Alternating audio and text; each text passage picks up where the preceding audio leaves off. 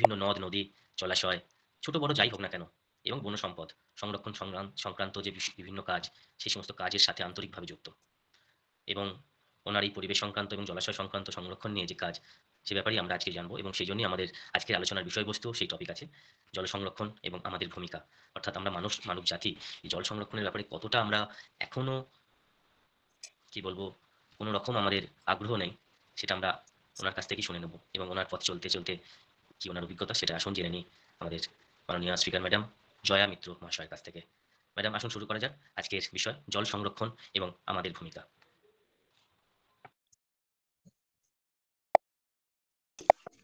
আমার কথা কি শোনা যাচ্ছে? হ্যাঁ ম্যাডাম, শোনা যাচ্ছে, শোনা যাচ্ছে একদম।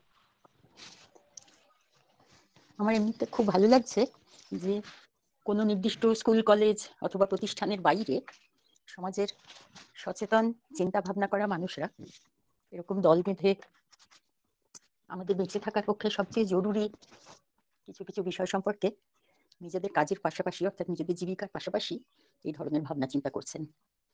এটা দেখে খুব আনন্দও হচ্ছে যে আপনাদের এই উদাহরণ যদি আরো ক্রমশ বেশি বেশি জায়গায় ছড়িয়ে পড়ে, তাহলে হয়তো আমাদের পক্ষে আরেকটু সুস্থ জীবনযাপন করা, পৃথিবীতেও আরেকটু সুস্থ থাকবার ব্যবস্থা করা, আর আমাদের আগামী প্রজন্মর ভবিষ্যৎ সুরক্ষিত করার কিছুটা কাজ হতে পারে। জল সম্পর্কে ভাবনা চিন্তা বেশ কিছুদিন ধরেই হচ্ছে। বিশেষজ্ঞরা, বিদ্বানরা দেশে বিদেশে লেখালেখি করা, আলোচনা করা, সেমিনার ইত্যাদি যা করছেন সে তো করছেনই, কিন্তু তার বাইরে সাধারণ মানুষজন যাদের প্রতিদিনের জীবনযাপনের সবচেয়ে গুরুত্বপূর্ণ উপাদানগুলির মধ্যে একটা হলো জল, জলের প্রাপ্যতা, যথেষ্ট পরিমাণ জল প্রয়োজন মতো সময়ে পাওয়া, এই সমস্যাটা ক্রমশই বাড়ছে। আমাদের মতো দেশে, যেখানে এত নদী, এত অসংখ্য নদী, বড় থেকে ছোট পর্যন্ত, যেখানে 7,000 কিলোমিটার লম্বা সমুদ্রের উপকূল ভাগ, খুব ছোট ছেড়ে দিলেও বড় মাঝারি মিলিয়ে স্রোতস্বিনী নদীর সংখ্যা প্রায় 120। সে দেশেও যত দিন যাচ্ছে তত জলের সংকট বেড়ে উঠছে। হয়তো 10 বছর আগেও এটা বিশ্বাস করা যেত না যে ভারতবর্ষে সত্যি সত্যি জলের সংকট দেখা দেবে। জলের সংকট বলতে পানীয় জলের সংকট তো আছেই, তাছাড়াও সাধারণভাবে আমাদের প্রাকৃতিক অভ্যাস, আমাদের প্রাকৃতিক পরিপার্শ্ব সবকিছু মিলিয়ে আমাদের সুস্থভাবে বেঁচে থাকার ক্ষেত্রে প্রতিদিন আমরা অনেকখানি জল ব্যবহার করতে অভ্যস্ত। ভারতবর্ষের একেবারে পশ্চিমাঞ্চল ছাড়া বাকি ভারতবর্ষ স্নান, পরিষ্কার পরিচ্ছন্নতা এবং আশপাশে জলের উপস্থিতি, এই সবগুলো জিনিসে অভ্যস্ত বহু বহু বছর, মানে হয়তো সভ্যতার শুরু থেকে। তো এই জলের সুলভতা, জলের প্রাচুর্য, মানে এতখানি প্রাচুর্য যে আমাদের সম্ভবত কোনো দেশাত্মবোধক গান বা দেশকে ভালোবাসার কোনো গান বোধহয় নেই যাতে জলের কথা একবারও বলা হয়নি। এই জায়গাটা থেকে কি করে আমরা তাহলে আজকে এমন জল সংকটে এসে পৌঁছলাম যে সাধারণ মানুষজনকেও জলের কথা এত বেশি ভাবতে হচ্ছে? এই শীতের শেষ থেকেই দুশ্চিন্তা ঘনিয়ে উঠছে মনে যে গ্রীষ্মের শুরু থেকে যে জলের কষ্ট শুরু হবে, চৈত্র মাস থেকেই যে জলের কষ্ট শুরু হবে, তার সঙ্গে আমরা কি করে লড়াই করতে পারবো।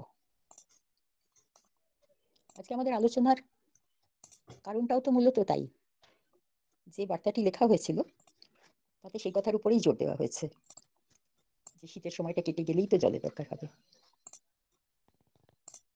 এখন জলের অভাবে চেহারাটা ঠিক কিরকম?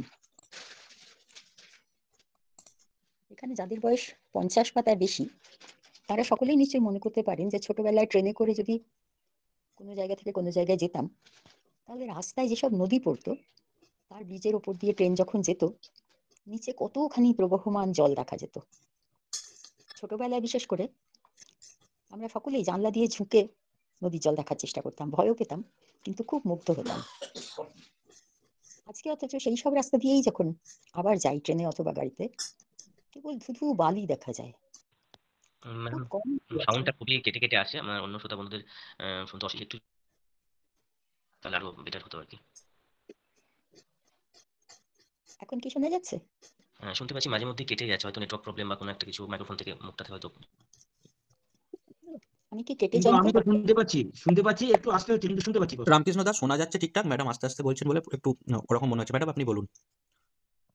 ওকে, আচ্ছা, ওকে। অবশ্য হ্যাঁ, আমার এই সমস্যাটা আছে, আমি কথাও বলি কিছুটা আস্তে আর ধীরে ধীরেও বলি। তবে প্রথম থেকেই তো এটা ঠিকই আছে যে বেশিক্ষণ আমি একটানা বলবো না, কিছুটা আমি বলবো, তারপরে আমি আশা করব যে এখানে যেহেতু কেউই ছাত্র বা শিক্ষক নন, সকলেই একটা ভাবনা চারিদিক দিয়ে শরিক হওয়ার চেষ্টা করছি, ফলে একটা সময়ের পর থেকে অন্যরাও কথা বলবেন। একদম, একদম। জলের সমস্যার যে জায়গাটা, মানে যে কারণটা আজকে সবচেয়ে চিন্তায় ফেলেছে যারা নদী নিয়ে কাজ করেন, যারা একেবারে সর্বভারতের সমস্ত নদীর সংকট নিয়ে কাজ করেন, তারা থেকে আরম্ভ করে আর আমরা যারা নিজেদের আশপাশের ছোট ছোট নদীগুলোর অবস্থা দেখে ভয় পাই, তাদের সকলেরই আমরা ইতিমধ্যে জানি যে শুধু যে মাটির ওপরের জল কমে যাচ্ছে তা নয়, আমাদের বিশ্বাস হোক বা না হোক, মাটির তলার যে জল তারও পরিমাণ দিন দিন কমে আসছে। এই মাটির তলার জল, অথচ 50 বছর আগে পর্যন্ত কিন্তু মাটির তলার জলে মানুষের হাত দেওয়ার প্রয়োজন হতো না, অন্তত আমাদের দেশে হতো না। আমরা মাটির তলার জল বলতে যে জলের সঙ্গে পরিচিত ছিলাম সেটা হচ্ছে কুয়োর জল। গ্রামে কোথাও হয়তো দুটো চারটে টিউবওয়েল থাকতো খাবার জলের জন্য, কিন্তু তার থেকে বেশি আর মাটির তলার জল আমাদের প্রয়োজনের সঙ্গে তার কোনো সম্পর্ক ছিল না। আমাদের মতো দেশে, শোনা যাচ্ছে? ম্যাডাম হ্যাঁ বলুন। ম্যাডাম, শোনা যাচ্ছে, বলুন। আচ্ছা, না আমার এখানে কি সব যেন দেখাচ্ছে, আর আমাকে না ম্যাডাম না বলে দিদি বললে আমি অনেকটা স্বস্তি পাই, এই ম্যাডাম শব্দটা শুনতে একেবারে ভালো নয়। আমাদের মতো দেশে কতগুলো ঋতু নির্দিষ্ট আছে। এই ঋতু শব্দটার মানেটাও খুব সুন্দর আর খুব অর্থপূর্ণ। সংস্কৃতে ঋত শব্দের মানে হলো সত্য, এমন সত্য যা অলঙ্ঘনীয়। সেই ঋত শব্দ দিয়ে তৈরি হয়েছে এই ঋতু শব্দটি, অর্থাৎ কালের এমন কিছু পর্যায় ভেদ যা কখনোই লঙ্ঘন করা যাবে না। অর্থাৎ বসন্তকালের পরে গ্রীষ্মকাল আসবে, গ্রীষ্মকালের পরে বর্ষা আসবে, বর্ষার পরে শরৎ হেমন্ত, এই দুটি ঋতু আসবে। এইগুলো জানি না কত হাজার বছর আগে থেকে প্রাকৃতিক নিয়মগুলিকে কত যত্ন করে কত মন দিয়ে দেখে প্রাচীন মানুষরা এই ঋতুর পরম্পরাগুলি বুঝতে পেরেছিলেন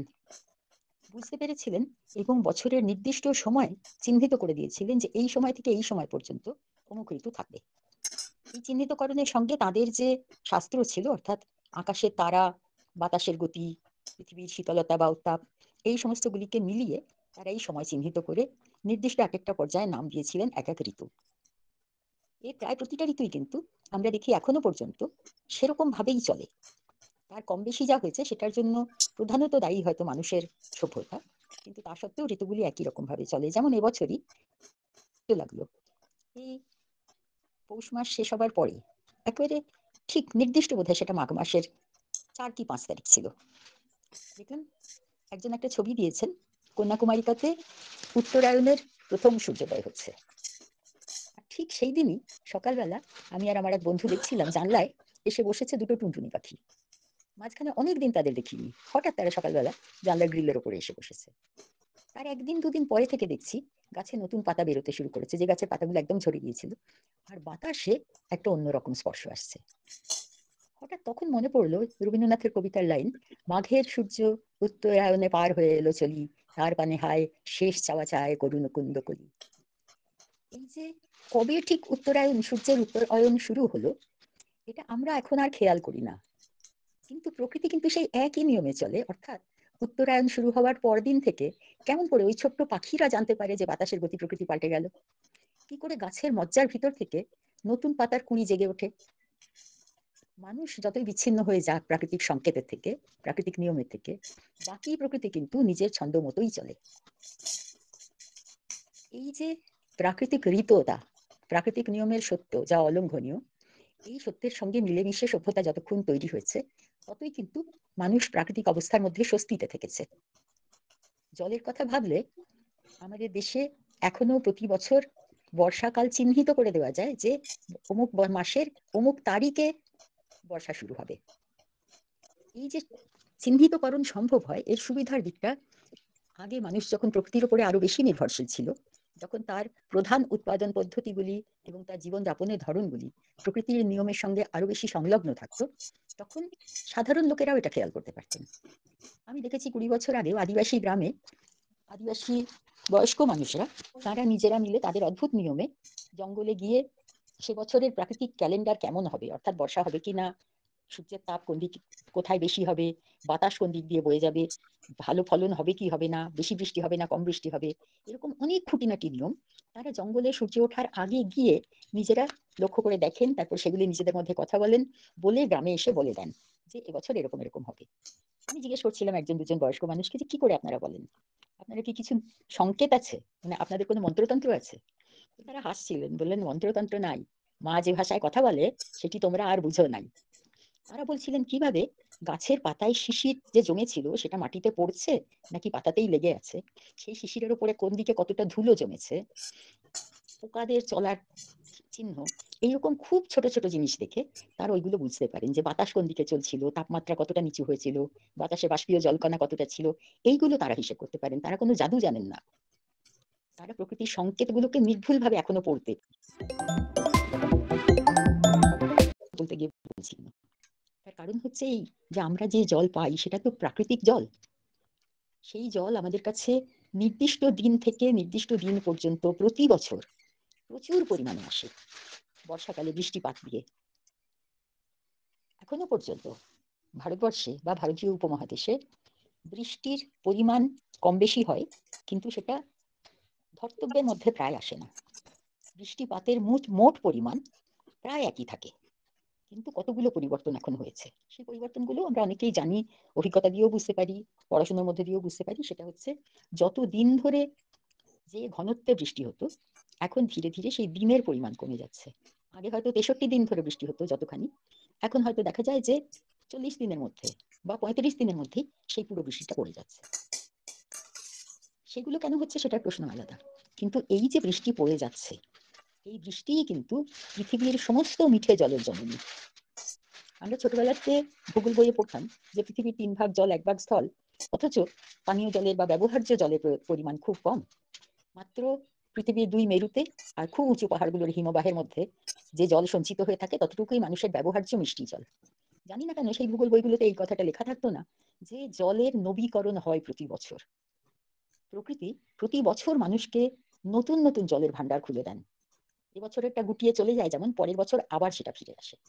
অর্থাৎ মেরু প্রদেশের জলও, মেরু প্রদেশের আইস ক্যাপ যাকে বলে, সেগুলো ফুরিয়ে যাবার নয়, এটাই নিয়ম ছিল। হিমবাহগুলো ধ্বংস হয়ে যাবে এরকম নয়, সেগুলো বাড়া কমা করতো, বেশি দূর অব্দি বরফ চলে আসতো, আবার সেই বরফ গুটিয়ে যেত, কিন্তু তার মোট পরিমাণটা প্রায় একই রকম থাকতো।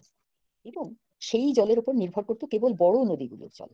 হিমবাহের জল আসতো কেবল বড় কিছু কিছু বড় নদী বেয়ে, বাকি জল মূলত কিন্তু বৃষ্টির জল। এই বৃষ্টির জলই কিভাবে প্রস্রবণের মধ্যে দিয়ে, ঝর্ণার মধ্যে দিয়ে, ভূমিগত ফোয়ারার মধ্যে দিয়ে নদীরও সৃষ্টি করেছে।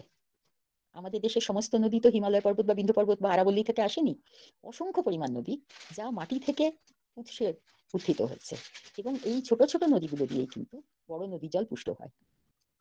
অর্থাৎ বৃষ্টির জল হচ্ছে সমস্ত জলের উৎস শুধু নয়, বৃষ্টির জলই সারা পৃথিবীর ওপরে ভূমির সমতলে জমা থাকে। সেই বৃষ্টির জলই সারা বছরে মানুষের সমস্ত প্রয়োজন পূরণ করতো, শুধু মানুষের নয় অন্যান্য প্রাণীদেরও সমস্ত প্রয়োজন পূরণ করত, এবং সেইখান থেকেই জলীয় বাষ্পকণা তৈরি হতো। আর প্রাকৃতিক নিয়মের পরমাশ্চর্য বিষয় এই যে যেই নুন জল আমরা ব্যবহার করতে পারি না, পৃথিবী ব্যাপী যে বিশাল 3/4 লবণ জল, এই লবণ জল থেকেই কিন্তু সূর্য তাপে লবণ মুক্ত বাষ্প আকাশে উঠে যেত, সেই বাষ্পই আবার বৃষ্টি হয়ে পৃথিবীতে নেমে আসতো। অর্থাৎ লবণ জল প্রয়োজন পৃথিবীকে দূষণ মুক্ত রাখার জন্য, আর মিঠে জল প্রয়োজন এই লবণ জল থেকেই সেই জল পাতিত হয়ে বৃষ্টি জল হয়ে নেমে আসে। এই যে আশ্চর্য চক্র, একে প্রাচীন মানুষরা, ভারতবর্ষের প্রাচীন জ্ঞান ভান্ডারে একে বলা হতো যজ্ঞ চক্র। অর্থাৎ এইটি পৃথিবীর সবচেয়ে পবিত্র চক্র, যা দিয়ে জীবজগৎ জীবিত থাকে, বেঁচে থাকে। এই জলের চক্রটিকে নষ্ট করা, কোনো রকম ভাবে ক্ষতিগ্রস্ত করা, এটা পাপ বলে পরিগণিত হতো। সেটা শুধুমাত্র আমাদের লিখিত শাস্ত্রে বা উচ্চ বর্ণীয়দের শাস্ত্রে নয়, এটা কিন্তু সমস্ত আদিবাসী গোষ্ঠীর মধ্যে এখনো পর্যন্ত দেখা যায়। জলের ক্ষতি হয়, জল নোংরা হয়, এরকম সমস্ত কাজ আদিবাসী গোষ্ঠীগুলির নিজেদের শাস্ত্রে এটা নিষিদ্ধ। এই যে বৃষ্টির জল যা নদী দিয়ে বয়ে আসে, যা পুকুরে জমা হয়, যা বিশাল বিশাল হ্রদ, সরোবর, নিচু সমস্ত জমি ভরে রাখে, আসলে সমুদ্রও তো একই জিনিস। সমুদ্র হচ্ছে ভূমির নিচু অংশগুলো। এই নিচু অংশগুলোতে জল গড়িয়ে পড়ে, সেখানে লবণের সঙ্গে যুক্ত হয়ে সেই জল সমুদ্রে পরিণত হয়। তো জলের এই যে স্বভাব, সে নিচের দিকে গড়িয়ে যায়। এটা সমুদ্রের জলের ক্ষেত্রেও যেমন বড় বড় নদীগুলি সমুদ্রে গড়িয়ে যায়, তেমনি ঘরের কোনো কিনারে 1 ফোঁটা 1 কাপ জল গড়িয়ে গেলেও তো সেটা সবচেয়ে নিচের দিকে চলে যায়। তো জলের এই যে নিয়ম, একে ব্যাহত না করলে কিন্তু বৃষ্টির জল দিয়েই হাজার হাজার বছর ধরে মানব সভ্যতা উন্নত হয়ে উঠেছে। কেননা ওই গড়িয়ে যাওয়া বৃষ্টির জল এই উঁচু নিচু ভূমিপৃষ্ঠের উপরে কোথাও সেটা জমা হয়েছে বিরাট অংশ জুড়ে, আর কোথাও তা জমা হবার দিকে প্রবাহিত হচ্ছে। এই যে নিত্য প্রবহমানতা নদীগুলি, সেগুলোকেই আমরা নদী বলি। সবচেয়ে নিচু জায়গা দিয়ে যে জলধারা গড়িয়ে যায় সেগুলিই নদী। এই নদীর কিনারে কিনারে প্রথম মানুষের সভ্যতা গড়ে উঠেছে, তার নিজস্ব উৎপাদন পদ্ধতি গড়ে উঠেছে। কোথাও সেটা ছোট নদীর কিনারে, কোথাও সেটা জমা হওয়া জলের পাশে, আর কখনো কখনো বড় নদীর ধারে। কিন্তু আমরা খেয়াল করলে দেখবো, খুব বড় নদীর ধারে সভ্যতা দূর থেকে গড়ে উঠেছে, নদীর খুব কাছ ঘেঁষে নয়। ছোট নদীর অনেক কাছাকাছি মানুষ বসবাস করেছে, গ্রাম তৈরি করেছে, জনপদ তৈরি করেছে। বড় নদীর প্রকৃতির সঙ্গে ছোট নদীর প্রকৃতির যে তফাৎ, বসবাসকারী মানুষেরা সেটা অনেক আগে থেকে খেয়াল করেছেন। এই নদীর ধারাগুলি কোথাও কোথাও তারা যেমন সমুদ্রে গিয়ে পড়তো, আবার বিশেষ করে ছোট নদীদের অনেক ধারা, সেগুলো গিয়ে যেমন খোলা চুল থেকে বিনুনি তৈরি হয়, সেরকম ওই সরু সরু অনেক নদীর জাল গিয়ে বড় নদীগুলোতে বড় জলের ধারা তৈরি করতো। বলছি, এটা খুব অস্বাভাবিক একটা ক্রিয়াপদ আমি ব্যবহার করছি প্রকৃতির একটা চিরন্তন নিয়ম সম্পর্কে। আমরা সবাই জানি যে কিভাবে নদীগুলি ঋতস্রোত হয়েছে। বৃষ্টির জল মাটিতে এখনো ঝরে পড়ছে, কিন্তু সেই জল গড়িয়ে হয় সেটা নদী পর্যন্ত নামতে পারছে না, অথবা নদীতে নেমে এসেও সে বয়ে যেতে পারছে না। জলের যে প্রথম দুটো স্বভাব, ঢালু দিয়ে গড়িয়ে আসা এবং এই যত দূর পারবে সেটা গড়িয়ে চলে যাবে, এই দুটো স্বভাবই লঙ্ঘিত হচ্ছে গত 100 বছর মানুষের সভ্যতার ইতিহাসে। অর্থাৎ মানুষ নদীর গতিপথে বাধা দিতে শুরু করেছে। এই বাধা দেওয়া, বড় করে বাধা দেওয়া, মানে প্রাকৃতিক নিয়মের ক্ষতি হয় এরকম ভাবে বাধা দেওয়ার চেষ্টা, তার বয়স কিন্তু খুব বেশি নয়। পৃথিবীর প্রথম বড় নদীর বাঁধ তৈরি হচ্ছে 1931 সালে। 31 সাল থেকে আজকে এই 2025 সালের মধ্যে পৃথিবীতে একটা থেকে কয়েক হাজার নদী বাঁধ তৈরি হয়ে গিয়েছে। বড় বাঁধের বিপদ নিয়ে, বড় বাঁধের ক্ষতি নিয়ে অনেক কথা বলা হয়েছে, আরো অনেক কথা বলতে হবে যতক্ষণ না এই বাধা দেওয়ার ব্যবস্থাগুলো বন্ধ হয়। কিন্তু আমরা, যেহেতু এই বিষয়টা অনেক বড়, আমরা এইটুকু সময়ের মধ্যে বড় বাঁধের কথায় যাব না। আমরা আসন্ন বিপদটাকে কিভাবে কাটাবো, প্রথম আলোচনার অংশটা আমরা সেখানেই যদি রাখি। সেটা হচ্ছে বৃষ্টির জল যে ঝরে পড়ে, সেই জল দিয়ে, সেই জলকে রক্ষা করে কিভাবে আমরা সারা বছর মোটামুটি সুস্থভাবে নিজেদের কাজ করতে পারবো, এবং কিভাবে আমাদের দ্রুত কমে আসতে থাকা ভূমি জলকে, গ্রাউন্ড ওয়াটারকে রক্ষা করতে পারবো। এই দুটো নিয়েও অবশ্য কথা হচ্ছে না নয়, কিন্তু সেই কথাটা হয়তো আমাদের কাছে ওঠে না, কেননা আপনাদের প্রস্তাবনাতে যে কথাটা বলা হয়েছে যে যখনই বিপদটা কেটে যায় সেই মুহূর্তে আমরা সেই বিপদটার কথা ভুলে যাই। আর তার সঙ্গে সামাজিক ভাবে আরেকটা বিপদ দেখা দিয়েছে, সেটা হচ্ছে যে জল কেনা যায় এখন, যা কিনা প্রকৃতির অবারিত অজস্র পরিমাণে দান, তাকেও মানুষের ব্যবস্থা, সমাজ বা রাষ্ট্র ব্যবস্থা, আমি সমাজ বলবো না, রাষ্ট্র ব্যবস্থাই বলবো, বা তার বাণিজ্য ব্যবস্থা বিক্রি করছে, যেটা সম্পূর্ণভাবে আমার নিজের কাছে মনে হয় সম্পূর্ণ অনৈতিক কাজ। যা আমার নয়, যা আমি তৈরি করিনি, যা আমি তৈরি করতে পারি না, তার মালিকানা কখনো আমার হতে পারে না। ফলে জল বিক্রি মানুষের সমাজের পক্ষে একটা সম্পূর্ণ অনৈতিক কাজ। কিন্তু জলের বাণিজ্য হচ্ছে, তার ফলে যার যতখানি সামর্থ্য আছে, আর্থিক সামর্থ্য, আমাদের মধ্যে যারা কথা বলতে পারি বাইরে প্রকাশ্যে, সমাজগতভাবে তাদের অধিকাংশেরই সেই সামর্থ্য আছে যে আমরা আমাদের অত্যন্ত প্রয়োজনীয় জলটুকু কিনে নিতে পারি, কিনে নিই আমরা। কয়েক বছরের মধ্যে দেখা যাচ্ছে যে আমরা সেই কিনে নেওয়ার সামর্থ্যটাকে স্বাভাবিক বলেই ধরে নিয়েছি। ফলে আমরা আর বাকি সমাজের কি হবে এই ভাবনাটা ভাবা বন্ধ করে দিয়েছি। মনে হচ্ছে যে ওই ঠিক যেমন বর্ষাকাল পার হয়ে যেই গ্রীষ্মকাল পার হয়ে যেই বর্ষাকাল আসে, তখন পুকুরগুলি ভরে উঠলে সাময়িকভাবেও আমরা জলের কষ্টের কথা ভুলে যাই, ঠিক তেমনি আমার টাকা আছে, আমি প্রয়োজনীয় জল কিনে নিতে পারি, এই জায়গাটায় দাঁড়িয়ে আমরা ভুলে যাই সাময়িকভাবে বা স্থানিকভাবে ভুলে যাই যে এই জল সবাই কিনতে পারছে না। সবাই কিনতে পারছে না কিন্তু কেবলমাত্র টাকা নেই বলে নয়, এই কারণে যে যে জল আমরা কিনে ব্যবহার করি সেই জল সারা দেশে সরবরাহ করার মতো কোনো ব্যবস্থা নেই। ফলে আজকে একসময় ভাবা হয়েছিল তো 70-75 বছর আগে যে সারা দেশে আমরা পরিশোধিত মানে পশ্চিমী উপায়ে প্রযুক্তিগত উপায়ে পরিশোধিত জলই একমাত্র ব্যবহার করব। এটা একটা অপ্রাকৃতিক কথা ছিল। আমরা যে জল তার আগে হাজার হাজার বছর ধরে আমাদের দেশের মানুষ ব্যবহার করেছে সেই জল ক্ষতিকারক ছিল না, সেটা আমার মতো করে পরিশোধিত হতো না, কিন্তু অধিকাংশ মানুষের মতো করে প্রাকৃতিক পরিশোধিত জল থাকতো। আমরা সমাজের একটা ছোট অংশ জলের সেই শুদ্ধতায় বিশ্বাস হারালাম। খুব সাধারণ মানুষদের মধ্যে এই কথা প্রচলিত ছিল, বহতা পানি নির্মলা, যে জল বয়ে যাচ্ছে তা পরিষ্কার। আমরা নিজেরা একদিকে সেই জলের বহমান জলের পবিত্রতা নষ্ট করতে শুরু করলাম, আর অন্যদিকে ওই কথাটাকে অবিশ্বাস করতে শুরু করলাম। অথবা বলা যায় আমরা অবিশ্বাস করতে শুরু করলাম বলেই অক্লেশে বহমান জলকে নোংরা করতে শুরু করলাম। আমাদের প্রধান পানীয় জলের উৎস ছিল কিন্তু পুকুর। নদীর ধারে যে মানুষরা বাস করতেন তারা নদীর জল খেতেন, নদীর জলও তারা নানা রকম ভাবে খেতেন। কিন্তু এই বিশাল দেশে, কোটি কোটি মানুষের দেশে প্রধান জলের উৎস ছিল পুকুর, এবং পানীয় জলেরও প্রধান উৎস ছিল পুকুর। প্রত্যেকটি প্রাচীন গ্রামে খোঁজ করলে দেখা যায়, আমরা জানি না, আমরা বিশ্বাস করি না, যে প্রত্যেকটি প্রাচীন গ্রামে খোঁজ করলে দেখা যায় সেই গ্রামে পানীয় জলের পুকুর আলাদা থাকতো। হ্যাঁ, সত্যি কথা যে জাতিভেদ প্রথা ছিল আমাদের সমাজে, এখনো আছে, আগের থেকে অনেক খারাপ ভাবে আছে, কিন্তু প্রাচীন সমাজে প্রত্যেকটি শ্রেণীরই নিজস্ব পুকুর থাকতো, কারুর বেশি কারুর কম। এছাড়া গত 400-450 বছরের সামাজিক ইতিহাস যদি খুব স্থানীয়ভাবেও যদি কেউ খুঁজে দেখেন, দেখবেন তাদের তাদের অঞ্চলে পুরনো পুকুর এমন ছিল যেটা কোনো ধনী গৃহস্থ, কোনো ভূস্বামী, কোনো সাধু, এমনকি মধ্যপ্রদেশ রাজস্থান অঞ্চলে দেখা যায় প্রচুর পরিমাণে যারা পশুপাল নিয়ে চলাফেরা করতো সেই লোকেরা, কোনো সৈন্যদল, এরা নিজেদের সুবিধের জন্য যেখান দিয়ে চলাফেরা করতো সেই সব জায়গায় বিশাল বড় বড় জলাশয় তৈরি করতো।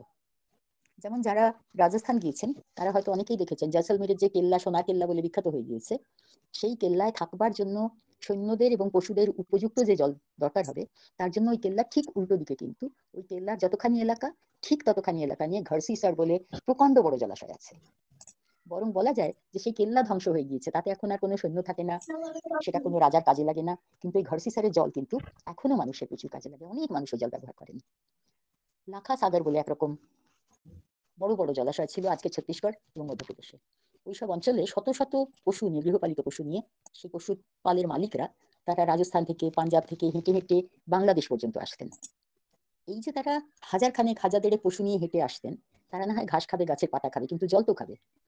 যেখানে এরা বসতি করতেন, এক জায়গায় তাঁবু ফেলে কিছুদিন ধরে আছেন, 1 মাস 2 মাস থাকবেন, তারপরে অন্য পশুপাল আসবে, পরের বছর আবার তারা এখানে ফিরে আসবেন।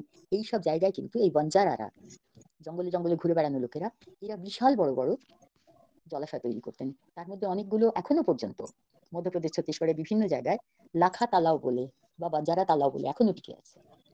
আমাদের নিজেদের এই বাংলার গ্রামে, পুরোনো গ্রামগুলোতে যদি দেখি, প্রায় প্রত্যেকটা গ্রামে হয়তো এখন আর তার জল পরিষ্কার নেই, কেননা সেই জলকে পরিষ্কার রাখার চেষ্টা হয় না, কিন্তু সেই প্রাচীন গ্রামগুলোতে দেখা যাবে 2-3টে অন্তত এরকম বড় বড় পুকুর ছিল, যেটা কোনো ধনবান লোক, কোনো বর্ধিষ্ণু লোক, তারা বাড়ির কোনো একটি সুখবর উপলক্ষে, কারুর বিয়ে, কারুর সন্তানের জন্ম, কেউ কোনো তীর্থস্থানে গিয়েছিলেন, কারুর মা বা বাবা মারা গিয়েছেন, এরকম বিভিন্ন ঘটনাকে স্মরণীয় করে রাখার জন্য তারা বিরাট বড় করে পুকুর কাটাতেন। এবং সেই পুকুর তাদের নিজেদের বাড়ির এলাকার মধ্যে হতো না, সেটা কয়েকটা গ্রামের সংযোগস্থলে অথবা গ্রাম থেকে বাইরে যাওয়ার রাস্তার পাশে এমন জায়গায় হতো যেখানে তার বাড়ির লোক নয়, তার গ্রামের লোক নয়, অন্য লোকেরা তারা সেই পুকুরে জল ব্যবহার করতে পারে।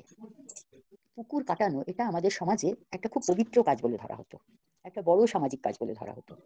এই যে জল ভাগ করে নেওয়ার ভাবনা, আজকে আমরা যেভাবে ছোট ছোট শিশিতে, তার থেকে আরো ছোট শিশিতে জল ভরে ভরে নিজের জল নিজে নিয়ে যাই, অথবা প্রত্যেক মানুষকে তার তার জল আলাদা আলাদা করে দিয়ে দিই, আমার বাড়ির একটা শুভ কাজের সকলকে নেমন্তন্ন করে আনন্দ করে খাওয়া দাওয়ার পরে আমার বাড়ি থেকে যেটা বের হয় সেটা হচ্ছে 2000টা প্লাস্টিকের বোতল।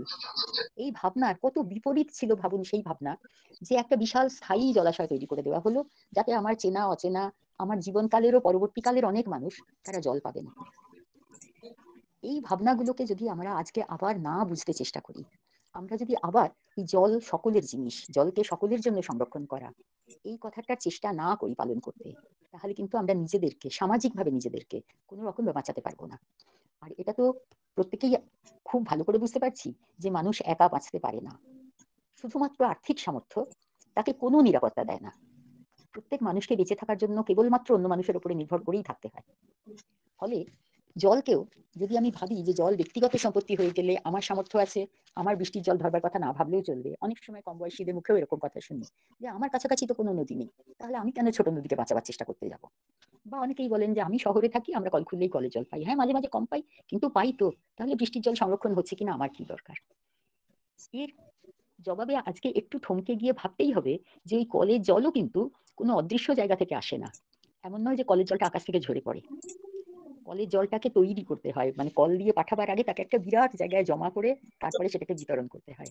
ওই ব্যবস্থাটা থাকবে না যদি না যথেষ্ট পরিমাণ জল আমার কাছে সংরক্ষিত থাকে। এই বৃষ্টির জলকে সংরক্ষণ করে রাখা, এই দিকে সবচেয়ে বেশি মনোযোগী না হলে আমরা জলের সম্পর্কে কোনো ভবিষ্যৎ ভাবতে পারবো না।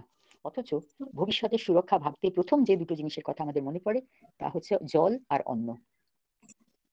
তাহলে কি করে আমরা বিভিন্ন জন নিজেদের অভিজ্ঞতায়, নিজেদের ভাবনায় বৃষ্টির জলকে কাজে লাগাবার চেষ্টা করতে পারবো, অথবা বৃষ্টির জলকে সংরক্ষিত করতে পারবো, এই প্রশ্নটা দিয়ে কি আমরা আজকের আলোচনাটা করব?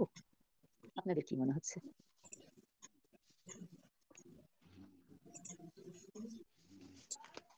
কে সঞ্চালনা করছেন? আমি তাকে অনুরোধ করছি যে হ্যাঁ হ্যাঁ বলুন ম্যাডাম। এইটাই, তাকে অনুরোধ করছি যে তিনি যদি এটা ওপেন করে দেন, যে এক এক সময় এক একজন কথা বলুন, না হলে হয়তো শোনা যাবে না, কিন্তু ওকে। আলোচনাটা হোক কিভাবে আমরা সমস্যাটাকে দেখছি, আর তার চেয়েও বেশি করে সমাধানের কথা কি বলবো। কলকাতা বইমেলাতে মনে হচ্ছিল যেন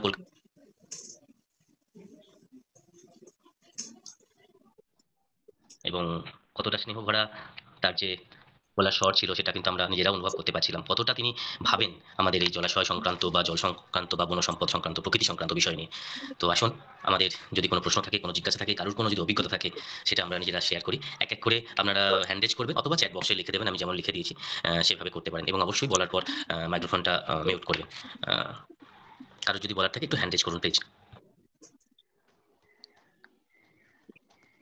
আমি দেখতে পাচ্ছি রতন ভৌমিক বাবু হ্যান্ড রেজ করে আছেন। প্লিজ আজকের টপিক নিয়ে যদি আপনার কিছু বলার থাকে বলুন। হ্যাঁ, আজকের টপিকটা খুবই গুরুত্বপূর্ণ, খুব ভালো লাগলো। ম্যাডাম আসতে বললো কিন্তু অনেক মানে অন্তর্নিহিত কথা বলেছেন, আমি শুনছিলাম। আমি পরিবেশ বিদ্যা নিয়ে পড়াশোনা করেছি, যার জন্য আমার খুব হৃদয়গ্রাহী হয়েছে। তো আমি ছোটবেলায় আমাদের বাড়িতে এখন একটা কুয়ো আছে। শুধু আমরা নয়, মানে আমাদের অন্তত প্রায় 100-150 ফ্যামিলি আমাদের কুয়োর জল ব্যবহার করতো। আমাদের পাড়াতে প্রায় প্রত্যেক বাড়িতেই কুয়ো থাকতো। আমরা রান্না, খাওয়া, স্নান সবকিছু কিন্তু ব্যবহার করতাম। এবং আমাদের পুকুরের জল দিয়েও কিন্তু আমরা রান্না করে খেয়েছি আমার ছোটবেলায়। এখন কিন্তু পুকুরগুলো অপরিষ্কার হওয়ার জন্য বা কুয়োর জলও পঞ্চায়েত থেকে বা বিডিও অফিস থেকে এসে বারণ করছে যে এর মধ্যে বিভিন্ন জীবাণু আছে, আপনারা ব্যবহার করবেন না। যার ফলে ব্যবহার করিনি আমরা। এই 15-20 বছর আগেও ব্যবহার করেছি কুয়োর জল খাওয়া এইভাবে। এখন আর করি না, যেহেতু আপনার ইয়ে হয়, দূষণ নামে মাটি ধুয়ে অনেক কিছু হয়, পঞ্চায়েত থেকে নিষেধ করে, ব্যাকটেরিয়া আছে, জীবাণু আছে। তো এইটা খুবই খারাপ অবস্থায় এসে গেছে আমাদের পারিপার্শ্বিক মানে উন্নয়নের ফলে এবং মানুষের অবজ্ঞা এবং অবহেলার ফলে আমরা পুকুরগুলোকে কিন্তু নোংরা করে ফেলেছি। কুয়োগুলো সেই রকম অবস্থায় গেছে। আমার পারিপার্শ্বিক দেখা যাচ্ছে যে মানুষ এমন ভাবে তার ল্যাট্রিন গুলো বানাচ্ছে, আমার পানীয় জলের কুয়োটা আর সেই সিওজ হয়ে দূষিত হয়ে যাচ্ছে। আমার পাশে, আমার বাড়ির কুয়োর জল ব্যবহার এই জন্যই করি না, পাশাপাশি 2-3টে ল্যাট্রিন বানিয়েছি। আমি সেই নিয়ে অভিযোগও করেছি। সেই মানুষের, আমার প্রতিবেশী নাগরিক চেতনাবোধ নেই, সেই ইচ্ছাকৃত ভাবেই করেছে বা এই ধরনের মানে অসৎ উদ্দেশ্য নিয়ে করেছে। এরকম আশেপাশে অনেকেই দেখি তারা পানীয় জলের ইয়েটাকে জেলা থেকে বারণ করে দিল যে 4 ফুটের বেশি গভীর করবেন না আপনারা। তা সত্ত্বেও 20-25 ফুট 30 ফুট গভীর করে ফেলেছে ল্যাট্রিনের গভীরতা, যার ফলে দূষিত হয়ে গেছে। আমাকে পুরো বন্ধ করে দিতে হলো খাওয়ার জল। আর তার সঙ্গে আশেপাশে যে আমাদের পুকুরের গুলো দেখেছি আমরা আগে পরিষ্কার করতাম গ্রামবাসীরাই বা আশেপাশের প্রতিবেশীরা, সেইগুলো তো এখন হয়ই না। এবং আশেপাশে দেখা যাচ্ছে যে যেসব জায়গায় মুক্ত জায়গায় ল্যাট্রিন করে অনেকে, সেগুলো সিওজ হয়ে নেমে যায়, ব্যবহারের উপযোগী আর নেই। তো এইগুলো মানে মানুষের নাগরিক চেতনাবোধ না থাকলে এই জিনিসটা হবে না। যে জল, যে ম্যাডাম বললো, শুনছিলাম আমি, কতটা গুরুত্বপূর্ণ, মূল্যবান ধাতুর মতোই। মানে আমার জীবন বাঁচবে না যদি খানিকক্ষণ আমরা জল না খেতে পারি আর কি।